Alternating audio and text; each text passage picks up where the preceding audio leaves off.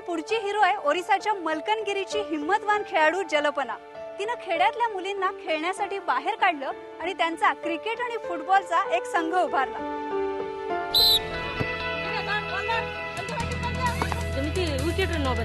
20 वर्षांची जल्पना पॉल आज महिलांच्या 2 संघांची प्रशिक्षक आणि कॅप्टन आहे। ओरिसामधल्या नक्षलवादानं ग्रासलेल्या मलकनगिरी जिल्ह्यातल्या मुलींमध्ये खेळांविषयी ओढ तिनं निर्माण केली। लहानपणापासून पाहिलेल्या एका स्वप्नापासून जल्पनाची कथा सुरू होते। मतलब 4 या 5 श्रेणी में पढ़ती हूँ, तब से मेरे मन में एक ख्याल हुआ मेरे को एक प्लेयर बनना है।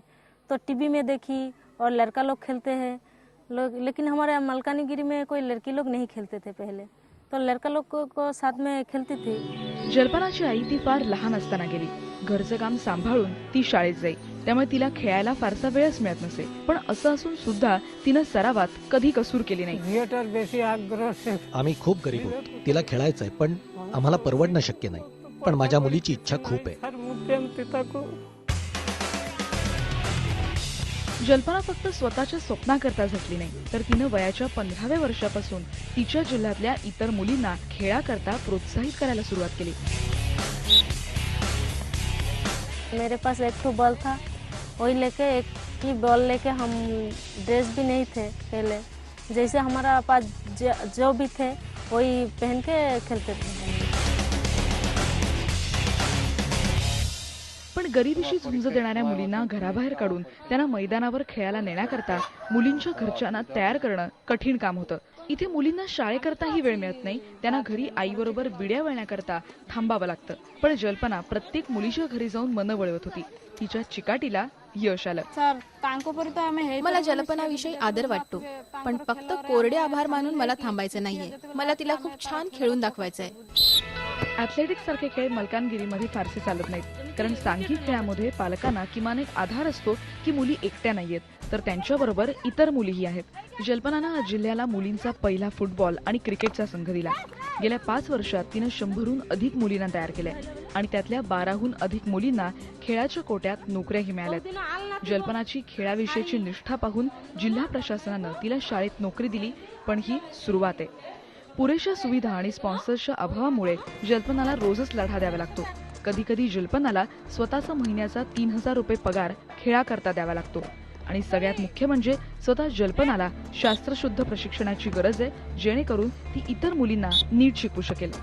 पैसा देकर सब कुछ नहीं खरीद सकते। मेरा ख्वाब है मैं जितने लड़की लोगों को सिखाती हूँ उसके अंदर 1 या 2 या 3 इंटरनेशनल तक पहुँचे, वो खेल के आए तो मुझे बहुत अच्छा लगेगा। मलकानगिरीमधल्या मुलींकरता जल्पना आज एक आधार आहे। तिनं मुलींना स्वप्न बघायला शिकवलं। जल्पना आज त्यांची रिअल हिरो आहे। आता आपण भेटणार आहोत बिहार मधल्या आणखी एका हिरोला। दीपक साहा खरं तर डून स्कूलचे विद्यार्थी, स्टीफन्स कॉलेजमध्ये शिकलेले, IAS परीक्षा सुद्धा पास झाले, पण ही मानमरातबाची नोकरी सोडून आपल्या बानुशीच्या गावाला परतले आणि आसपासच्या 40 गावांचा चेहरा मोहरा त्यांनी बदलून टाकला। आपल्या या प्रयोगाला या हिरोनं नाव दिलंय सोशल एंटरप्रेन्योरशिप। भेटूया दीपक सहाना। गेल्या 10 वर्षात बिहारमधल्या बानुशी भागातल्या जवळपास 40 गावांचा चेहराच या माणसानं बदलून टाकलाय। लाखो लोकांचं आयुष्य बदललं आणि त्यांना बदलत्या जगाशी ओळखही यानं करून दिली आहे। डून स्कूलमध्ये शिकलेले, स्टीफन कॉलेजचा विद्यार्थी असलेली आणि प्रशासकीय सेवेची परीक्षा पास झालेली ही व्यक्ती, एक आरामदायी नोकरी सोडून हा माणूस आपल्या मातृभूमीत परतला ते एका सामाजिक कार्यात स्वतःला झोकून द्यायला। आज दीपक एक जयप्रभा नावाची सेवाभावी संस्था चालवतात। 1980 मध्ये जयप्रभाची सुरुवात माझ्या आईने केली होती। तेव्हा मी शाळेत होतो। मी सुट्टीत जेव्हा घरी जायचो त्यावेळी आईला मी कामात मदत करायचो। जेव्हा दीपक सहा आपल्या आईला मदत करायला गावी परत आले, तेव्हा जयप्रभा ही NGO हेल्थ कॅम्प्स आणि लहान मुलांची शाळा चालवित होती। पण दीपकला वाटत होतं की त्यामुळे समाज परावलंबी बनतोय, लोकांना स्वयंपूर्ण करण्याची गरज आहे। जेव्हा मी इथल्या मुलांचं सर्वेक्षण केलं तेव्हा इथली 90%हून अधिक मुलं म्हणाली की आमचे पालक म्हणतात आपण गरीब आहोत। ही मानसिकता आम्हाला बदलायची होती। मग आम्ही ठरवलं की स्त्रियांच्या आणि लहान मुलांच्या माध्यमातून ही मानसिकता आपण बदलूया। दीपकने सर्वप्रथम गावातल्या स्त्रियांच्या मदतीकरता स्वयंमदत गटाची स्थापना केली। गावातल्या स्त्रियांना आर्थिक चणचण तर होतीच, पण त्यांचे नवरे स्वतःचं उत्पन्न दारूवर उडवत होते।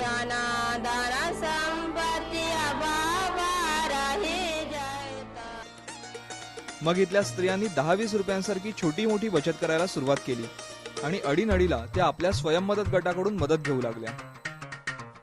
तेल साबुन कपड़ा लत्ता कर लिया बीमारी जब पड़लो बीमार तो पैसा भी उठा लिया 20 मिली 5 बटा भी के. गावात लहान मुलांच्या प्राथमिक शिक्षणाकरता बालवाडी सुरू केली. इथे मुलांना प्राथमिक शिक्षणाबरोबर स्वच्छतेचेही धडे दिले. हे सगळं करतानाच मुलांचं बालपणही कुठे हरवू दिलं नाही.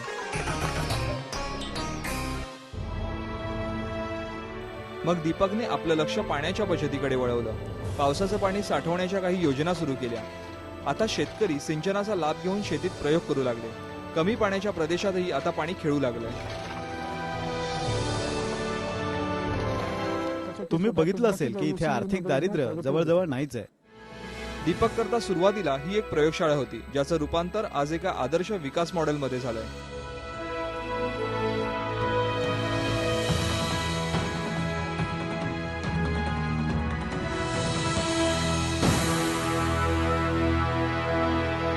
रिअल हिरो झपुतुओ यांनी नागालँडमध्ये मुलांसाठी अनाथालय उभारलंय.